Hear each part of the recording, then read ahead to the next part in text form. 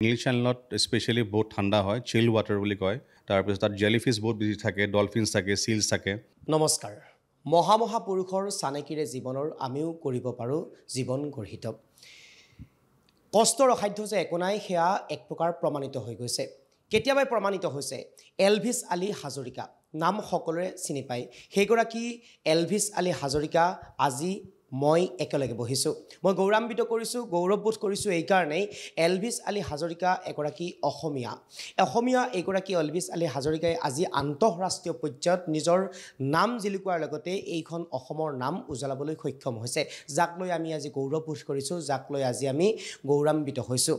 শেহতীয়াকৈ English channel সাঁতুৰি অসমৰ নাম পুনৰবাৰ আন্তঃৰাষ্ট্ৰীয় পৰ্যায়ত জিলিকাবলৈ সক্ষম হৈছে এইগৰাকী এলভিছ আলী হাজৰিকা। মই তেওঁৰ সৈতে আছোঁ, কিছু মনৰ কথা পাতিম মাত্ৰ কেইটামান মিনিটৰ ভিতৰত। আপোনাক স্বাগতম জনাইছোঁ। নমস্কাৰ।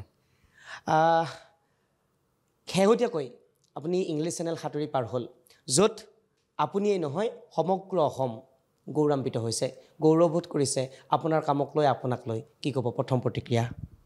প্ৰথমতে মই অসমবাসী ৰাইজক ধন্যবাদ জনাইছোঁ, কাৰণ তেওঁলোকে বহুত মোক মৰম আৰু আশীৰ্বাদ দিছে, আৰু সেইখিনি লৈয়ে মই ছুইমিং কৰোঁ, আৰু মাৰ আশীৰ্বাদ আছে।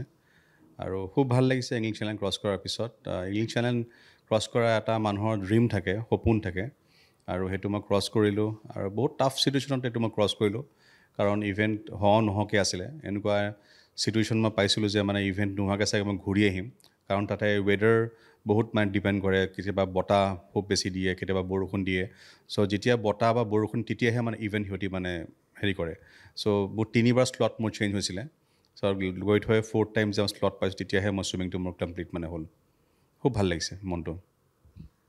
এইগৰাকী এলভিছ আলী হাজৰিকা, যিগৰাকী এলভিছ আলী হাজৰিকাই মাত্ৰ 2.5 বছৰ বয়সতেই সকলোৰে পৰিচিত গুৱাহাটীৰ ঐতিহ্য বহন কৰা দীঘলী পুখুৰী সাঁতুৰি পাৰ হৈছিল, মাত্ৰ 2.5 বছৰ বয়সত। আনহাতে 4 বছৰ বয়সত জয়সাগৰ পুখুৰী পাৰ হৈছিল। সেইগৰাকী এলভিছ আলী হাজৰিকা আজি আন্তঃৰাষ্ট্ৰীয় পৰ্যায়ত এক নিজৰ নাম জিলিকোৱাৰ লগতে সমগ্ৰ অসমৰ নাম জিলিকাবলৈ সক্ষম হৈছে। আপুনি যেতিয়া সাঁতুৰি পাৰ হৈছিল, আপোনাৰ হাতত একেবাৰে সময় কম, আৰু সেইবাবে কেইটামান মিনিটৰ ভিতৰত আপোনাৰ পৰা মাত্ৰ মনৰ অনুভৱ জানিম। বিস্তৃত আকাৰত জানিবলৈ গ'লে হয়তো আজিও শেষ নহ'ব। গতিকে মই আপোনাৰ পৰা জানিম, আপুনি যেতিয়া ইংলিছ চেনেল সাঁতুৰিছিল, যেতিয়া যিটো ফ্ৰান্স আৰু ইংলেণ্ডৰ মাজৰ যিটো চেনেল, সেই চেনেলটো যেতিয়া সাঁতুৰিছিল, তেতিয়া আপোনাৰ অভিজ্ঞতা এইটোৱেই সুধিছোঁ, আপুনি কেনেকুৱা ধৰণৰ বস্তু লগ পাইছিল, বা সাঁতুৰি থকাৰ সময়ত তেনেকুৱা ধৰণৰ কিবা আছেনে অভিজ্ঞতা? এনেই মোৰ চাব গ'লে ইংলিছ চেনেল এইটো ইভেণ্ট লৈ পিনে মোৰ 14টা মোৰ অ'পেন ৱাটাৰ ছুইমিং মই কমপ্লিট কৰিলোঁ, অ'চেন ছুইমিং। চ' মই লাষ্ট 8 বছৰৰ পৰা ছুইমিং মই কৰি আছোঁ সাগৰত। বিভিন্ন ধৰণৰ সাগৰত ছুইমিং কৰিছোঁ, বাল্টিক চিত ছুইমিং কৰিছোঁ, এটলাণ্টিক, পেচিফিক, এৰবিয়ান, চবতে মই ছুইমিং কৰিছোঁ। চ' বহুত সাগৰত বেলেগ বেলেগ ধৰণৰ হেৰি হয়। বাট ইংলিছ চেনেলত স্পেচিয়েলি বহুত ঠাণ্ডা হয়, চিল ৱাটাৰ বুলি কয়। 13-14 ডিগ্ৰীছৰ পানী থাকে, পানীৰ টেম্পাৰেচাৰ। তাৰপিছত তাত জেলিফিছ বহুত বেছি থাকে, ডলফিনছ থাকে, চিলছ থাকে, আৰু বহুত বিভিন্ন ধৰণৰ তেনেকৈ চিএমছ পোৱা যায়। চ' সেইবিলাক জানোৱে যে তাত থাকেই। আৰু যেতিয়া তাত ট্ৰেইনিং কৰোঁ, 20-25 দিন তাত ট্ৰেইনিং কৰিবৰ কাৰণে যাওঁ আগতেই, তেতিয়া জেলিফিছ বা ডলফিনছ এইবিলাক অলৰেডি ট্ৰেইনিঙৰ টাইমতে পাওঁ।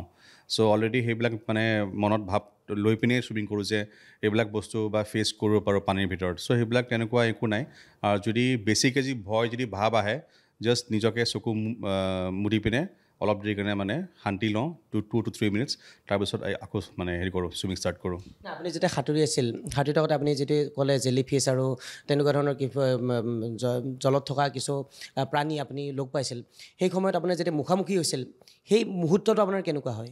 যেতিয়া মুখামুখি হ'ব পানীৰ তলত, পানীৰ ওপৰত? কণ্টিনিউ ছুইমিঙে খালী কৰোঁ। মই যদি ৰৈ দিওঁ, ছাপ'জ কিবা এটা বস্তু মই দেখি পিনে ভয় কৰোঁ বা ৰৈ দিওঁ, তেতিয়া সি এটলিষ্ট মোকো এটেক কৰিবৰ কাৰণে চান্স পাব ন। চ' মোক পাইলট যোন থাকে বা যোনজন মানুহ থাকে, তাৰে এছ'চিয়েশ্যনৰ মানুহে আগতেই মোক ইনষ্ট্ৰাকশ্যন দি দিছিল যে যদি কিবা ডলফিনছ বা চিলছ যদি আহে, কণ্টিনিউ ছুইমিং কৰিবা, ৰৈ নিদিবা। ৰৈ দিলে তাহাঁতি আহি পিনে, আৰু তাহাঁতি হাৰ্মফুল নহয় একচুৱেলি, তাহাঁতি খেলিব বিচাৰে। চ' সিহঁতি তোমাক যাব নিদিব তুমি যদি ৰৈ দিয়া। ত' তাহাঁতক দেখিলে তুমি পেনিক নহ'বা, জাষ্ট কিপ অন ছুইমিং আৰু। চ' মই সেইটো মনত লৈ পিনে ছুইমিং কৰোঁ। এতিয়াতো আপুনি ৰাষ্ট্ৰীয় আন্তঃৰাষ্ট্ৰীয় পৰ্যায়ত আপুনি ছুইমিং কৰিছে, আপুনি ইতিমধ্যে অসমৰ নাম উজ্বলাইছে, সমগ্ৰ আন্তঃৰাষ্ট্ৰীয় প্ৰেক্ষাপটত আপোনাৰ নাম উজ্বলিছে। এই ক্ষেত্ৰত আমাৰ অসমৰ যিটো ছুইমিঙৰ যিটো ব্যৱস্থা বা অসমৰ যিটো এই ক্ৰীড়া ক্ষেত্ৰত সেই বস্তুটো কেনেধৰণে আগবাঢ়িব লাগে বুলি আপুনি ভাবে বা আগবাঢ়িছেনে? অভিয়াছলি আগবাঢ়িছে। আমাৰ টাইমতো যিমানখিনি আমি ছুইমাৰ আছিলোঁ বা এতিয়া বহুতখিনি ফেচিলিটি পায়, আমাৰ টাইমতো একোৱেই আমি পোৱা নাছিলোঁ। না কিবা ভাল ট্ৰেইনিং কৰিবৰ কাৰণে পুল পাইছিলোঁ, সেই নেহৰু ষ্টেডিয়ামটোৱে পাইছিলোঁ। তাতে চব আহে, তাতে চব শিকে, তাতে চব হেৰি কৰে। বা এতিয়া বহুত জেগাত ছুইমিং পুলছ হৈছে, ক্লাবছ আছে, চ' বহুত জেগা মানে পায়। চ' এতিয়া বহুতখিনি সিহঁতি আগবাঢ়িছে। ভাবোঁ যে অসম ছুইমিঙত ভৱিষ্যতটো বহুতখিনি মানে ভাল হ'ব। পুনৰ আগবাঢ়ি যোৱাৰ আকৌ পৰিকল্পনা আপোনাৰ আছে, প্ৰস্তুতি কেনেকুৱা? এতিয়াতো বৰ্তমান ৰেষ্ট ল'ম, কাৰণ এতিয়া ইংলিছ চেনেলৰ কাৰণে 15 কিলোজ মান মই ৱেইট বঢ়াইছিলোঁ। চ' এতিয়া মোৰ মেইন টাৰ্গেট আছে কেনেকৈ 15 কিলোজ মই 2 মাহৰ ভিতৰত মই কমাওঁ। চ' মেইন টাৰ্গেট মোৰ সেইটোৱে যে 15 কিলো এতিয়া মই কমাম। তাৰপিছত লাহে লাহে মই ট্ৰেইনিং আকৌ মই ষ্টাৰ্ট কৰিম। আৰু ইনফেক্ট যিটো মই টাৰ্গেট লৈছোঁ, অহা বছৰ মাৰ্চত জিব্ৰাল্টাৰ চেনেল বুলি আছে স্পেইনত, সেইটো মই ল'ম, কৰিম। আৰু প্লাছ অহা বছৰ মোৰ চবতকৈ বিগেষ্ট চেলেঞ্জ যিটো মই কৰিম সেইটো এণ্টাৰ্কটিকাত ছুইমিং কৰিম -ডিগ্ৰীত। চ' তাৰ কাৰণে ট্ৰেইনিঙৰ কাৰণে মই আকৌ ইউকেত যাব লাগিব। মই ফ'কষ্টন ইউকেত এটা সৰু জেগা এটা আছে, তাতে ডিচেম্বৰত মই যাম। ডিচেম্বৰত তাতে পানীৰ টেম্পাৰেচাৰ নিয়েৰ এবাউট 2-1 এনেকৈ থাকিব। চ' তাতে গৈ পিনে মই ট্ৰেইনিং মানে কৰিব লাগিব, কাৰণ ইণ্ডিয়াত এনেকুৱা বা অসমত এনেকুৱা জেগা নাই য'ত মই 1-2 ডিগ্ৰী পানী মই পাম। আপুনি যে ক'লে 15 কিলো মোৰ ৱেইট বঢ়াইছিলোঁ, মানে সাঁতোৰাৰ সময়ত মানে ৱেইট লাগে নেকি মানুহৰ? সাঁতোৰৰ সময়ত ৱেইট নালাগে, য'ত ঠাণ্ডা থাকে পানী। কেলৈ কি ফেটছে বডিটো গৰম কৰি ৰাখে ন, চ' সেইকাৰণে ফেটছ বঢ়াব লাগে। ছাপ'জ মই এতিয়া যদি ক'ৰবাত ইণ্ডিয়াত যদি মই ছুইমিং কৰোঁ ডিচেম্বৰত বা মুম্বাইত ছুইমিং কৰোঁ, তাতে মোৰ গৰম পানী হয়, তাতে মোৰ ফেটছ নালাগে, তাতে মোৰ ৱেইট মোৰ নৰ্মেল থাকিলে হ'ল এৰাউণ্ড 70-72 এনেকুৱা। চ' মই তাত যাবৰ কাৰণে মই এৰাউণ্ড 90 কিলো মানে মই হৈছিলোঁ। সম্পূৰ্ণৰূপে মই আপোনাৰ পৰা কিছু কথা জানিবৰ কাৰণে চেষ্টা কৰোঁ, যদিও সময় একেবাৰে আমাৰ হাতত কম। এটা খুব মানুহৰ মনত, সাধাৰণ মানুহৰ মনত একেবাৰে যিয়ে সামাজিক মাধ্যম ব্যৱহাৰ কৰি থাকে বা যিয়ে সামাজিক মাধ্যমত আপোনাৰ ফটো ভিডিঅ' পাই থাকে বা আপোনাৰ পোষ্ট পাই থাকে, সংবাদ মাধ্যমৰ জৰিয়তে আপোনাৰ খবৰ লাভ কৰে, কেতিয়াবা এনেকুৱা সাধাৰণ মানুহৰ মনত এটা প্ৰশ্ন উত্থাপন হয়, সেইটো সম্পূৰ্ণ এই ক্ৰীড়া ক্ষেত্ৰৰ লগত সম্পূৰ্ণ বাহিৰত। এইটো নামটো এলভিছ আলী হাজৰিকা। আপোনাৰ বুকুত কামাখ্যা মাৰ এটা অংকন আছে, আপোনাৰ হাতত মহাদেৱ লিখাই আছে, আপুনি বিভিন্ন ধৰণৰ আপোনাৰ শৰীৰটোত অংকিত কৰি লৈছে বিভিন্ন ধৰণৰ বাক্য অথবা বিভিন্ন ধৰণৰ ছবি। এই ক্ষেত্ৰত সাধাৰণ মানুহে কেতিয়াবা প্ৰশ্ন উত্থাপন হয়, প্ৰকৃতত এলভিছ আলী হাজৰিকা কোনটো ধৰ্মৰ লগত জড়িত, তেনেকুৱা ধৰণৰ কিছু এটা প্ৰশ্ন উত্থাপন সাধাৰণ মানুহে কেতিয়াবা জানিব বিচাৰে। কেনেধৰণৰ আপুনি মছজিদতো যায় বা নামাজ পঢ়ে বা মন্দিৰতো যায়, আপুনি মা বগলা মাৰ আপুনি হেৰি কৰে, কামাখ্যা মন্দিৰত যায়, আপুনি যেতিয়াই জয় সাব্যস্ত হয় তেতিয়াই আপুনি কামাখ্যা মা বা তেনেধৰণৰ গোটেইখিনি আপুনি কৰে। আপোনাৰ মনৰ পৰা এই ইচ্ছুকতাটো আছে কিছু জানিবৰ কাৰণে? মই এটা কথা সদায় কওঁ, ক্লিয়াৰ কৰি দিওঁ চবকে, যে মানুহ হৈ জন্ম লৈছোঁ, ধৰ্ম লৈ পিনে জন্ম হোৱা নাই। মানুহ হৈ জন্ম লৈছোঁ, মানুহ হৈয়ে মৰিম। মই যে মৰিম ধৰ্মটো লৈ পিনে মই নাযাওঁ নহয়। চ' মানুহে এইবিলাক বহুত কুৱেশ্যন কৰে, তুমি কিয় কামাখ্যা যোৱা, তুমি কিয়, সেইটো ইটছ মোৰ পাৰ্চনেল লাইফ হয়। মই কামাখ্যা যাওঁ, গণেশ আপোনাৰ প্ৰশ্নৰ সন্মুখীন হৈছে? বহুতে অবভিয়াছলি ফেচবুকত মেছেঞ্জাৰত এইবিলাক মেছেজ কৰে, বহুত মানুহ আছে। 100টাৰ ভিতৰততো আৰু 10টামান তেনেকুৱা ওলায় অলপমান মানে এইবিলাক প্ৰশ্ন মানে সুধিবৰ কাৰণে। কিয় কিছুমান মুছলিম মানুহো আছে যে তুমি মুছলিম হৈ পিনে কিয় এনেকুৱা কৰা, মইতো তেওঁক সুধিব যোৱা নাই, আপুনি কিয় নামাজ পঢ়ে, আপুনি কিয় মন্দিৰ যায়। ইটছ মোৰ পাৰ্চনেল লাইফ হয়। মই যাক মই ভাল পাওঁ, যাক মই মানুহ, যাক মই হেৰি কৰোঁ, সেইটো মই যাওঁ। মোৰ যদি ফেমিলি, মোৰ যদি মা দেউতাই সেই বস্তুটো মোক কেতিয়াও হেৰি কৰা নাই, বাকী মানুহবোৰৰ কাৰণে মই অবভিয়াছলি মই এইটো ক'ম যে মই মোৰ লেনদেনো নাই। চ' মোৰ ফেমিলি তেনেকৈয়ে ডাঙৰ হৈছে। মোৰ পাপা অবভিয়াছলি মুছলিম হৈছিলে, মোৰ মা হিন্দু আছিলে, আমি তেনেকৈয়ে ডাঙৰ হৈছোঁ মোৰ মাৰ ফেমিলিৰ লগত, পাপাৰ ফেমিলিৰ লগত। তো আজিলৈকে মোৰ ফেমিলিয়ে কেতিয়াও প্ৰশ্ন মোক কৰা নাই যে বুবু বা এলভিছ তুমি কিয় মানে কামাখ্যা যোৱা এনেকুৱা ধৰা। চ' আই ফিল ৰিয়েলি গুড যে মই মাক লগ পালোঁ, যে মাক লগ পোৱাৰ পিছতে মোৰ এই যিমান মোৰ যাত্ৰা, মোৰ ছুইমিং চেনেলৰ বা এইবিলাক চব মানে মোৰ মানে হৈ আহিছে চাগে কামাখ্যা মাৰ বা মা বগলা।